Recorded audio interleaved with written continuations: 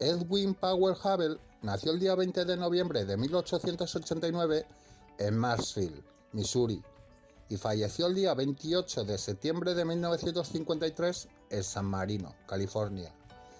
Estudió para abogado, pero dejó esta carrera para incorporarse nuevamente a la astronomía en el Observatorio Yerkes de la Universidad de Chicago. Además trabajó en el Observatorio del Monte Wilson. De sus obras más destacadas es la Ley de Recesión de Galaxias, o Ley de Hubble. Descubrió que el universo se estaba expandiendo, por lo tanto no tuvo ningún fallo, porque es verdad que el cosmos se está expandiendo. Él pensaba que había nebulosas que se encontraban en la galaxia y que básicamente eran gas iluminado por estrellas en su interior. Gracias.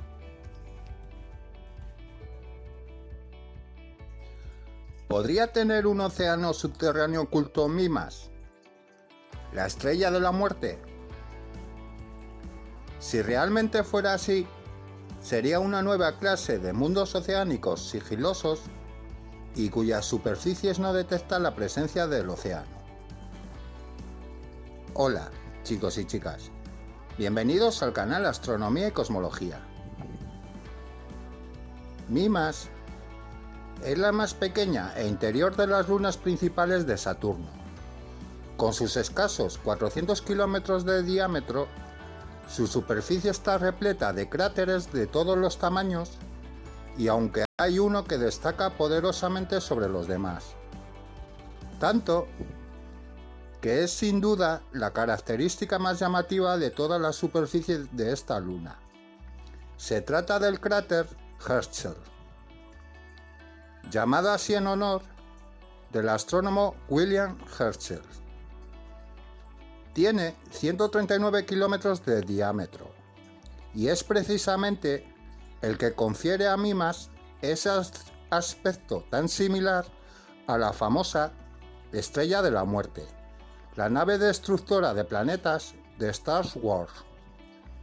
Pero ahora Mimas vuelve a la actualidad por un motivo que no tiene nada que ver con su aspecto. Igual que sucede con otros satélites de Saturno y Júpiter, en efecto, también esta pequeña luna helada podría tener un océano oculto en su interior.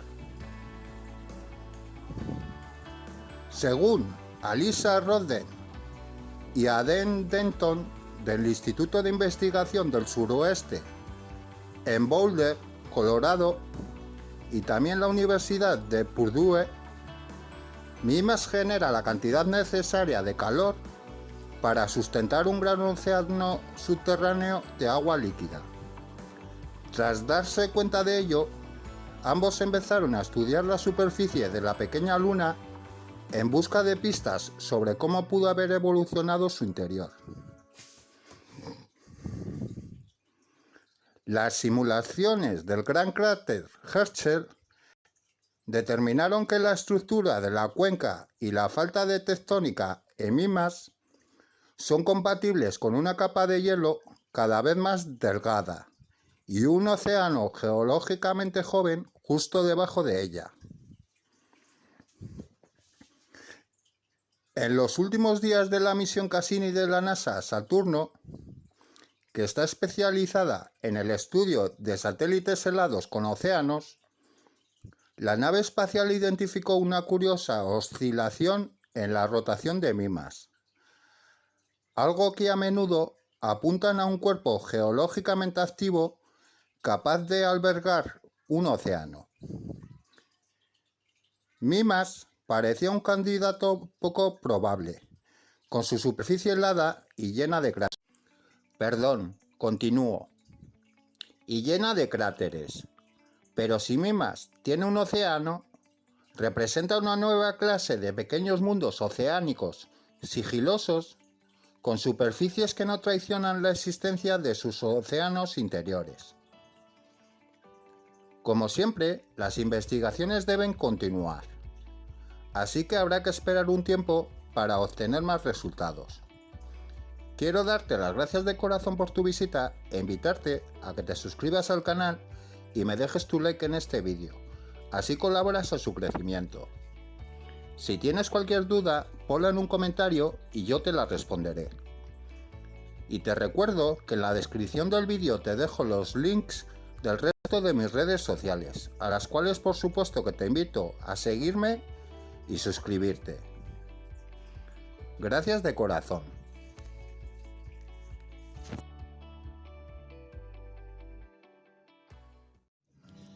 Vincenzo Bonaiuti de Galilei nació el día 15 de febrero de 1564 en Pisa y falleció el día 8 de enero de 1642 en Arcetri. Estudió medicina, matemáticas, filosofía, literatura y física. Además trabajó en el uso del telescopio para ver y descubrir manchas solares, montañas lunares, los 4 satélites mayores de Júpiter y las fases de Venus. En física, descubrió las leyes de la caída de los cuerpos y movimiento de proyectiles, y en cultura, trabajó por la libertad en la investigación. De sus obras más importantes destaca Diálogos sobre los 2 máximos sistemas del mundo. Gracias por tu visita.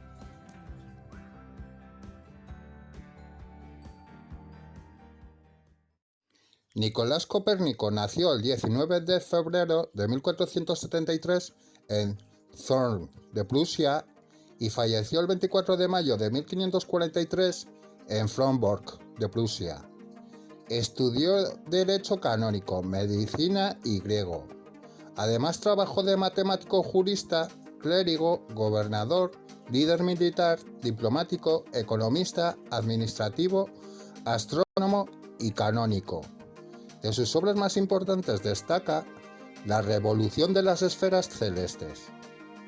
Entre sus descubrimientos, la teoría heliocéntrica descubierta por Copérnico dice que el Sol es el centro del universo y los cuerpos celestes giran alrededor de él, a diferencia de la teoría de la Iglesia, en la que la Tierra era el centro del universo y todos los cuerpos celestes giran alrededor de ella. Johannes Kepler nació el día 27 de diciembre de 1571 en Wilderstadt, Alemania, y falleció el día 15 de noviembre de 1630 en Ratisbona. Estudió astronomía, física, filosofía, teología, medicina y matemáticas. Además trabajó de astrónomo y profesor de matemáticas. De sus obras más importantes destaca Astronomía Nova.